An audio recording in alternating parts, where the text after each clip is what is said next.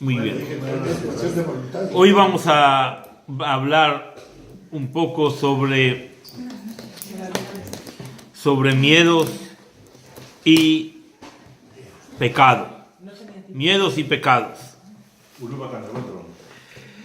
El tener un miedo es una de las cosas más difíciles a las cuales una persona se puede enfrentar. Cuando una persona está bajo el efecto del miedo, es como si estuviese preso. El miedo no le permite pensar, no le permite actuar, y de hecho el miedo desencadena un desencuentro con la identidad propia de la persona. Es decir, cuando la persona está bajo el efecto de que tiene miedo de alguna situación, es como que si él no es él empieza a actuar bajo los efectos de un sub-yo. Es decir, la persona entra en una fase que él mismo no se reconocería cuando él está bajo ese efecto. Además de todo, de que es muy malo los miedos son malos para la atención, para el corazón. Todo esto afecta inmediatamente. Y además el miedo es grande. De hecho, bueno, pero a veces es necesario, De hecho, el miedo, para lo único que nos sirve, es para despertarnos sobre un eminente peligro que puede manifestarse cerca de la persona. Si nosotros no tuviésemos miedo, entonces llegaríamos a situaciones en las cuales nosotros después tendríamos que lamentar. El miedo nos produce detenernos durante un momento. Pero en el fondo, el principal factor que hay en el miedo es que la persona debe de enfrentarse a una situación de lo desconocido. Es decir, cuando una persona conoce por dónde va, a dónde se dirige, qué es lo que hace, de hecho se está dirigiendo a un camino conocido. Es verdad que también dentro del camino conocido puede sorprenderse alguna vez con alguna situación, pero normalmente dentro del conocido la persona tiene un campo de acción donde el hombre se siente tranquilo y de hecho puede incluso llegar a actuar de memoria. El hombre actúa en neutro.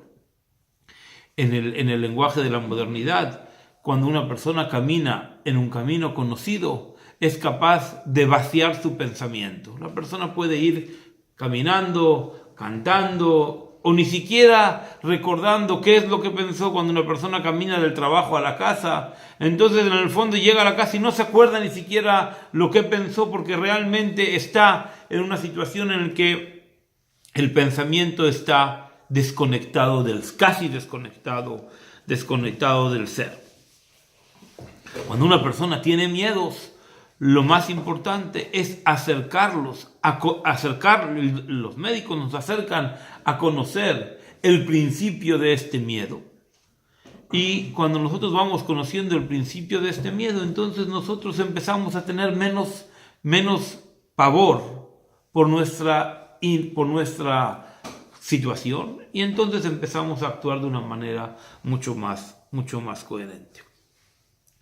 Nuestra perashá, la perashá de Vayetze, la Torá nos cuenta por primera vez que hay una persona que tiene miedo.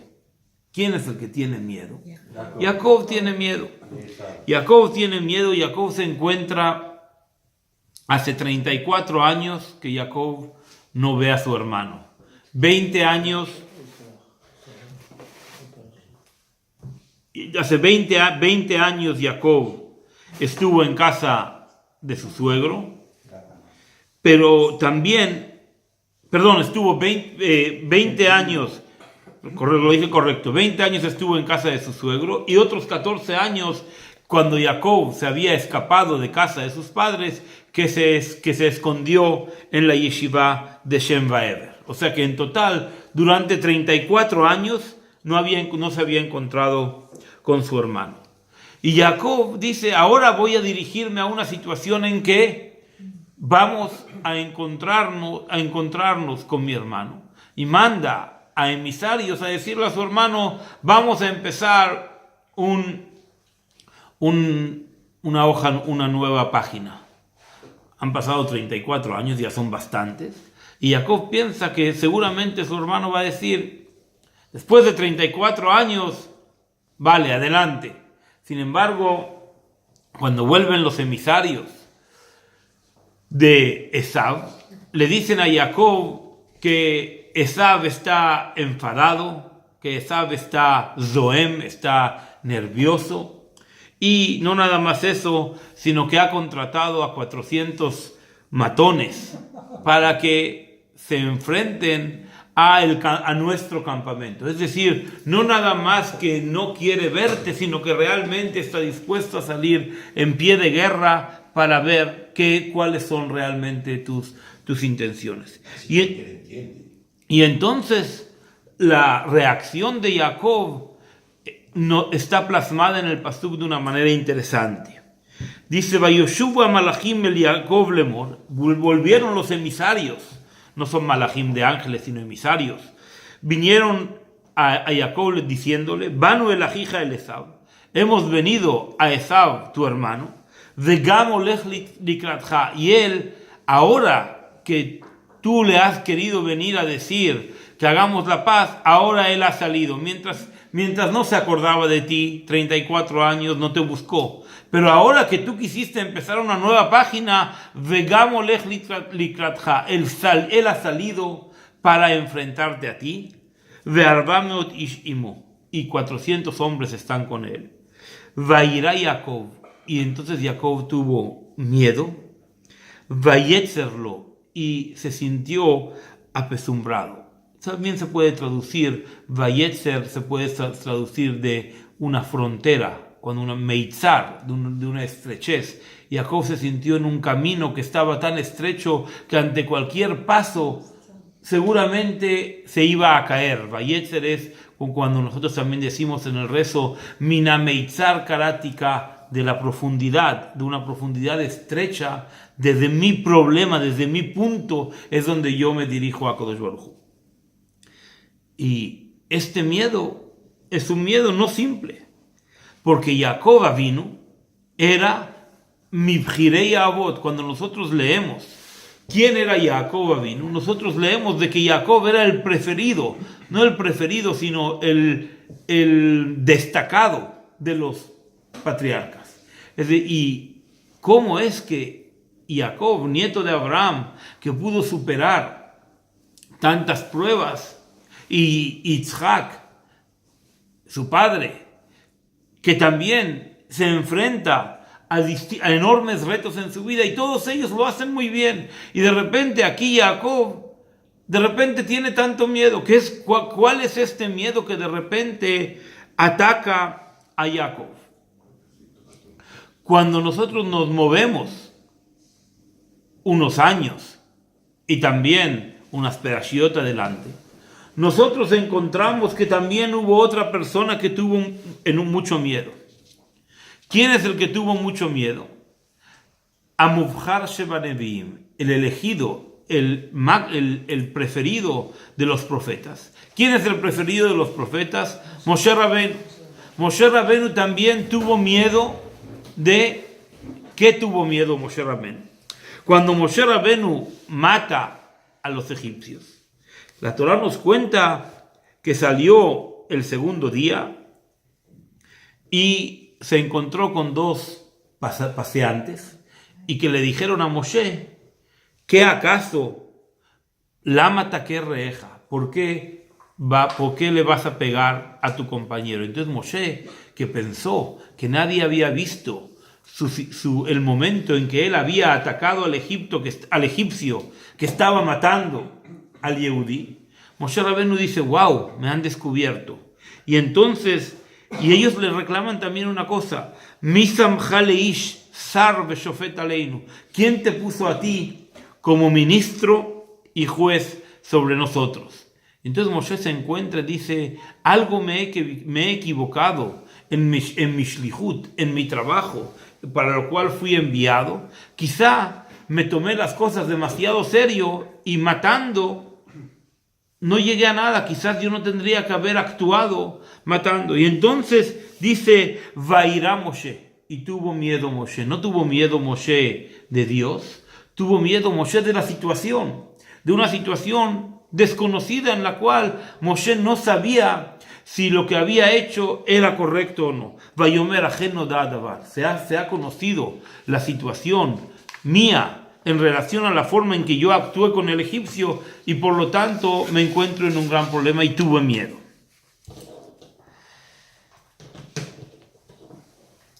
Cuando nosotros encontramos un poco más de texto sobre estas personas, sobre ellos, Jacob y Moshe son los únicos hombres que el pasuk dice, Dios les dice a ellos, no tengáis miedo. A Jacob, a Akadosh Baruj Hu le dice, Veine anoji imach, y yo estaré contigo. Y a Moshe Rabenu le dice, Kieye imach, porque voy a estar contigo en tu camino. Y al final, los dos tienen miedo. ¿Qué pasa si alguno de nosotros, Akadosh Baruj Hu de forma manifiesta, nos hubiera dicho o nos dice que Akadosh Baruj Hu realmente va a estar con nosotros en cada uno de los caminos donde nosotros actuamos? Obviamente que no tendríamos miedo, porque estaríamos seguros de que estamos haciendo las cosas bien. Quizás nosotros tenemos miedo porque Akadosh Baruj Hu no se manifiesta de forma explícita en nuestras vidas. Pero a ellos, justamente a ellos, son los únicos en que Akadosh Baruj Hu se les manifestó de una forma clara diciendo, voy a estar contigo en todo lo que hagas. Entonces, ¿de dónde viene este miedo?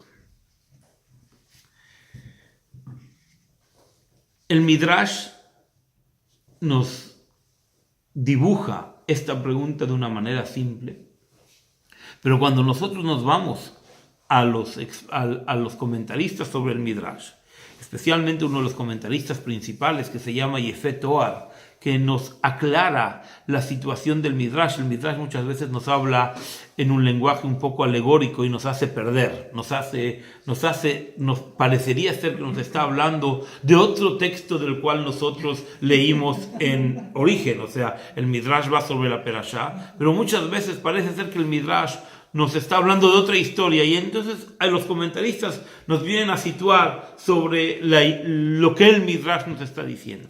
Y entonces el comentarista Yefet Toar nos explica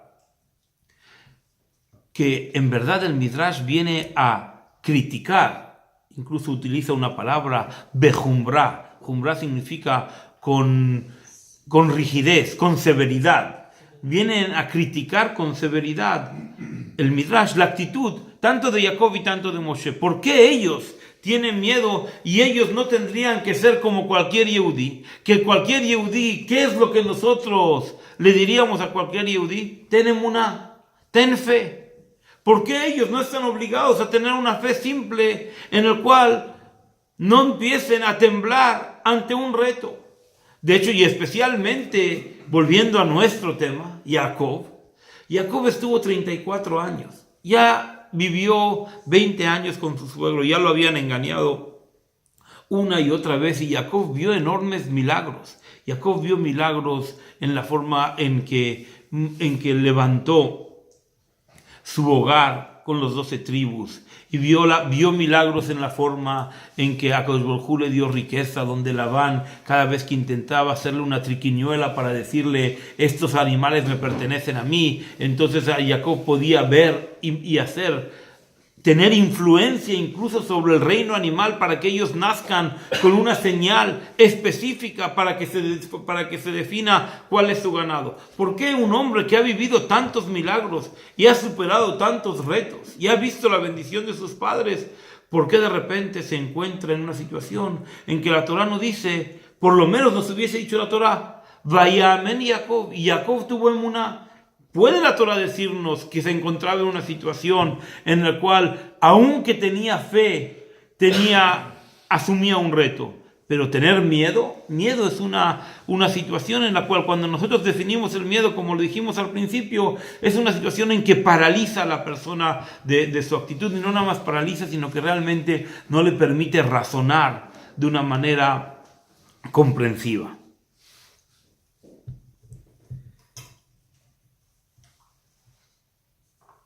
Rabbi Nachman de Breslev dice, conocen la canción, ¿no? Kol haolam kulo, Gesher tzar meod. Todo este mundo es un puente muy estrecho, aunque esa parte no está en el lenguaje de Rabbi Nachman, aunque no sé por qué se lo pusieron a él. Rabbi Nachman dice, vedá, y tienes que saber que la persona tiene que pasar sobre un puente, lo dice de una manera un poquito distinto, veaklal veaikar, y la regla general del Yehudí, y lo principal, shelo yitpajet klal, que nunca se permita tener influencia del miedo en sí. Entonces, ¿por qué? ¿Qué es lo que Jacob Avinu y Moshe Rabenu no conocían de nuestra famosa canción? Pero vamos a pensar al revés por un momento. Vamos a pensar, como en la Gemara se llama Dilma Ifja, vamos a pensar justamente al revés. En vez de pensar de que no tenían que tener miedo, vamos a pensar por qué el miedo es una cosa mala. ¿Qué acaso nosotros, si estuviésemos en una situación de enfrentarnos a nuestro hermano, que después de 34 años nosotros estamos seguros de que ya se olvidó lo que pasó y sin embargo le guarda rencor y va a salir en contra de él? Yo lo voy corriendo.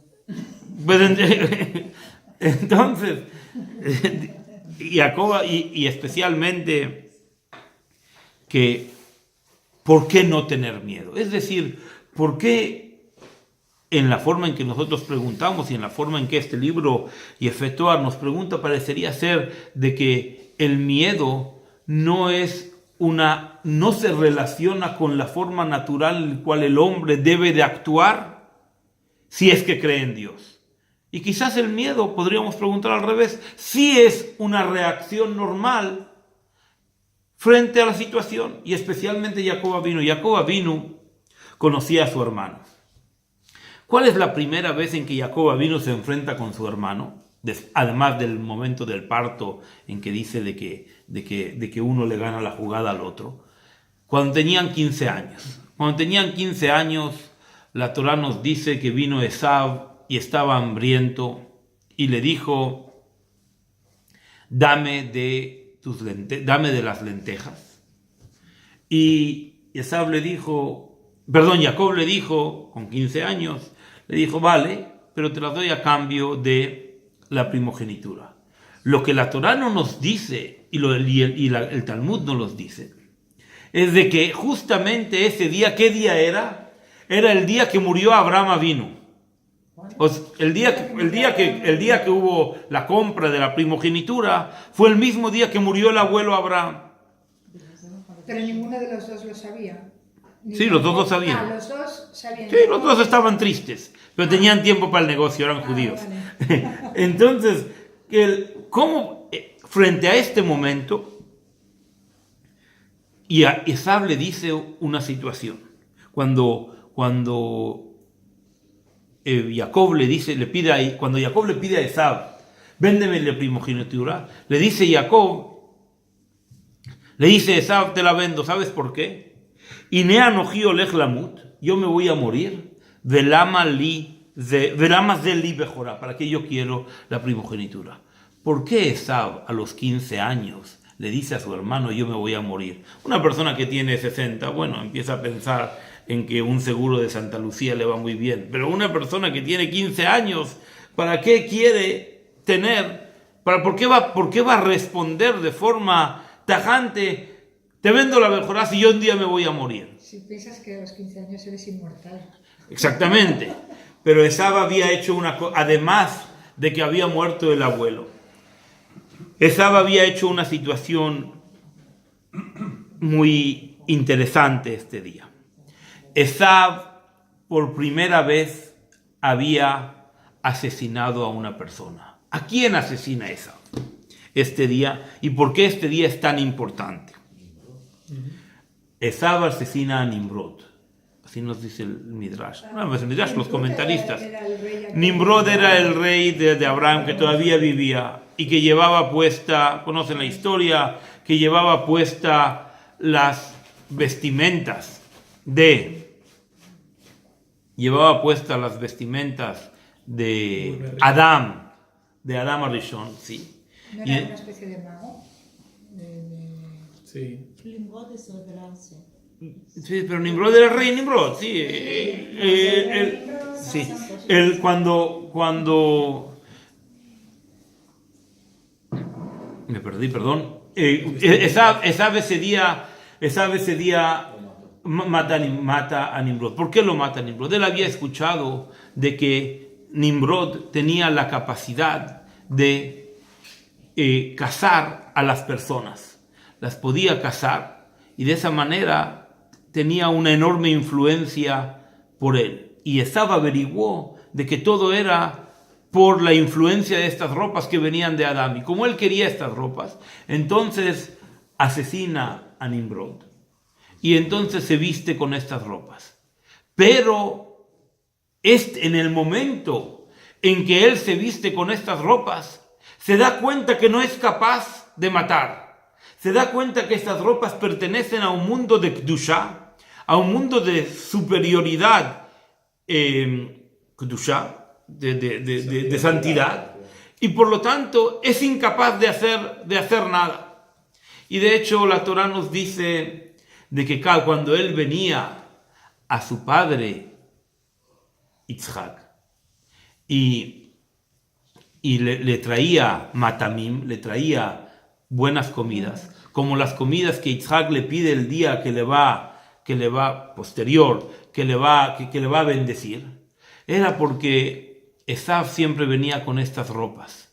Y por eso, cuando Rivka le hace poner a Yitzhak estas ropas, le dicen a Yadayim Yedei Esav, las manos son de Esav. No se refiere a las manos físicas, se refiere a que Yitzhak reconocía de que en las ropas que en ese momento Yitzhak vestía, eran las ropas, Jacob vestía, eran las mismas ropas que Esav se vestía normalmente para venir a visitar, porque era un zorro vestido de lobo. ¿Cómo es el dicho? Perdón. No, era Una oveja. Era un lobo vestido de oveja, de cordero, perdón. Estaba vestido con las ropas de Ganeden y estas tenían, Yitzhak reconocía y pensaba que eso tenía una enorme influencia en su hija y por lo tanto decía, si tú vistes de esta manera, entonces es como que pareces un ortodoxo, entonces seguro no harás nada malo. Y por eso Rivka le dice, vístete estas ropas y con estas ropas seguro que tu padre te dará la bendición. Ese día que Esav vuelve del campo después de haber asesinado, no está cansado porque trabajó demasiado. Está cansado porque el miedo de haber pasado, de haber hecho la peor acción a la máxima Kedushá, se quedó aterrado. Es decir, que él reconoció, que Esav reconoce, que él pertenece también a un mundo de Kedushá. Solamente lo que tiene que cambiar es su vestimenta. En el fondo, ¿qué son las vestimentas de las personas? Nuestras acciones. Cuando una persona está vestido de bien, de mitzvot, entonces está vestido con una vestimenta que le permite protegerse de cualquier intemperie. Y entonces Esav dice, no es que yo realmente pertenezco al mundo de Tzait Befiv, que yo pertenezco al mundo de la casa en mi boca y donde no pertenezco al bien. Es decir, yo puedo en un solo momento hacer chuvá, volver al camino correcto. Y entonces se quita las ropas y le dice, y cuando se quitan las ropas, entonces se aterra, porque realmente se da cuenta, maté a Nimrod. Él era capaz de actuar con las ropas, porque él las había heredado en un momento en que él podía dominar esa Kedushá. Pero cuando la Kedushá, cuando el vestirse, tanto en el bien o tanto en el mal, pasa en una manera en que la acción es mayor que nuestra propia identidad, entonces la persona tiene miedo. Y por eso él le dice, me voy a morir, porque ante el miedo, la persona que está con miedo está paralítico. El ataque de pánico. Está en un ataque de pánico, se siente amenazado su ser, su vida, su forma de pensar, y le dice a Jacob, teniendo 15 años, dame el plato, porque de todos modos me voy a morir. He probado los dos lados. He asesinado, he hecho lo peor y he hecho lo mejor. Y por lo tanto, en medio no soy nadie. Entonces, está aterrado y le vende la bejorá a cambio de las lentejas. Obviamente que tanto Jacob y tanto, volviendo a la pregunta, cuando habíamos hecho la pregunta, tanto Moshe habían visto grandes milagros. Entonces, ¿por qué ellos tuvieron miedo? En Esav tuvo miedo. ¿Por qué tuvo miedo ese día? ¿Por qué? Porque él asesinó. Pero Jacob, ¿por qué de repente tuvo miedo? Entonces, en el lenguaje de la Gemara, Ajet hu agorem, el pecado es el condicionador. Jacob Avinu tenía un miedo. Quizás he pecado, y ahora vamos a explicar cuál era el miedo. Así dice la Gemara en Sanedrín, en el Sanedrín 98, dijo Rav Yaakov Baridi, está escrito, Inea Anoji imach veshmartija bechol asher telech. Akadosh Baruj Hu le dice a Jacob, yo voy a estar contigo y te cuidaré en todo lo que hagas. Y sin embargo dice después que tuvo miedo. ¿Por qué tuvo miedo? Porque tuvo miedo de que había pecado. ¿Cuál es el miedo de que había pecado? De que se había casado con 2 hermanas. Jacob Avinu estaba enamorado de Rachel. Y tal y como dice el Midrash, los comentaristas, perdón, no el Midrash, Ramban, dice de que Jacob realmente había entendido la esencia del amor. Había entendido qué significaba amar a su mujer. Y en el lenguaje de Ramban había amado a Rachel, kipshutó ve que midrashó. Había amado a Rachel físicamente, pero también la había amado en el Midrash. Jacob sabía que realmente todas las pruebas de tener que casarse con Lea y con Bilá y con Zilpá y con Rachel, todo era para poder tener el abanico de las 12 tribus y la hija Diná. Que eso era el objetivo. Y en el objetivo él entendía que todo era posible. Es cierto que todavía no se había dado la Torá. Y que nosotros podemos pensar de que por cuanto de que no se había dado la Torá, entonces él no estaba obligado y por lo tanto podía casarse, no había obligación y podía casarse con dos hermanas. Pero Ramban nos dice, esto es cierto, pero aquí hay una cosa que ocurre en la historia que nos va a demostrar de que en el tzadik, si él conoce la voluntad de Hashem, tal y como los Avot cumplieron con todas las mitzvot, es decir, que conocían la voluntad de Hashem perfectamente y solamente la manifestaban de una manera distinta a la forma en que nosotros la manifestamos. Perdón, ¿pero cuál es el pecado? Casarse con 2 hermanas. ¿Qué pecado es ese? No se puede casar uno con 2 hermanas. No puede ser bígamo. Ah, con No por bigamo, es porque sean 2 hermanas. Digamos con la hermana. Si son 2 mujeres distintas, sí se podía. Claro. No es por poligamia, es por 2 hermanas, por el hecho de que son hermanas, por el hecho de que sean hermanas, y también Bilá y Zilpá eran hermanas. Eran 4 hermanas. Bilá y Zilpá eran hermanastras de... Hermanastras, correcto. Por eso eran hermanas también, lo que dije. Que dice, cuando llegan a Israel, inmediatamente Rachel muere. ¿Por qué Rachel muere?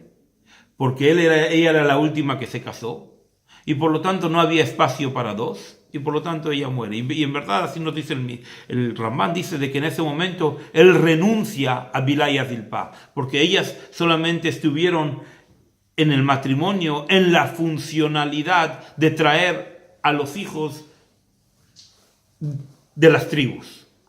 Es decir, que en verdad el miedo que tuvo Jacob era cierto. Es decir, nosotros muchas veces pensamos, y también así lo leemos en la Torá, de que el objetivo santifica el medio, incluso cuando el medio es equivocado. Y muchas veces nosotros en la vida real... El fin justifica El fin justifica los medios, es lo que quise decir, perdón. El fin justifica los medios. Que muchas veces hacemos una mentirijilla y decimos, bueno, esto es para que salga bien. Y lo más clásico de todos, siempre decimos que para Shalom Bayit se puede mentir. Una mentira muy piadosa. Pero eso es porque tiene una importancia Pero, extrema, el exacto. Shalom Bayit. Pero de repente hay unos que llevan el Shalom Bayit a toda la vida. Entonces, dice, nosotros aquí nos encontramos que Jacob Avinu tenía miedo. Y después vamos a explicar cuál era el miedo de Moshe. Después lo explicaremos. ¿Por qué tiene eso con su hermano? שנייה אחת, שאלה, כן. pregunta. Yo pensaba que el miedo grande o remordimiento tenía que tener por engañar a su padre. Porque esto es muy fuerte de engañar a su padre. Bueno, pero en eso su madre le dijo, eso va sobre mí. Eso acorde mi cuenta. Rivka le dijo, en eso va sobre mí. Cómplice, ¿no? Es decir, Pero eso Rivka se lo llevó. Bueno, pero ahí Eso Rivka se lo llevó. sí. Se había comprado la primogenitura, o sea que en teoría. Vale, ¿cómo compras una progenitura? No, a la primogenitura le había comprado, pero Isaac pidió decir al hijo mayor. Eso no tiene nada que ver, engañó al padre. Pero en esto Rivka, vamos a contestar. No, ahora no tengo los libros, pero yo creo que en esto podemos contestar de forma genérica Sí. de que Rivka, así lo dice el pasuk, de que Rivka le dice, eso no te preocupes, eso va sobre mí. Para poder un poquito dar un poco de explicación, de entender, en el fondo todos nos encontramos en una situación en que cuando una persona peca, ¿sí? Cuando una persona transgrede, todos nos encontramos con cierta culpa, aunque la culpa no es el motor de nuestro ser, y quizás voy a cambiar la palabra en vez de culpa para no meternos en temas, en chalecos de 11 balas, vamos a cambiarlo conciencia. Nuestra conciencia se siente afectada cuando una persona no hace el bien, dice, lo podía haber hecho de una manera distinta. ¿Los psicópatas también? También los psicópatas tienen derecho a chuva, todo el mundo tiene derecho a chuva. No, él habla de la conciencia. Ella habla de la conciencia. No.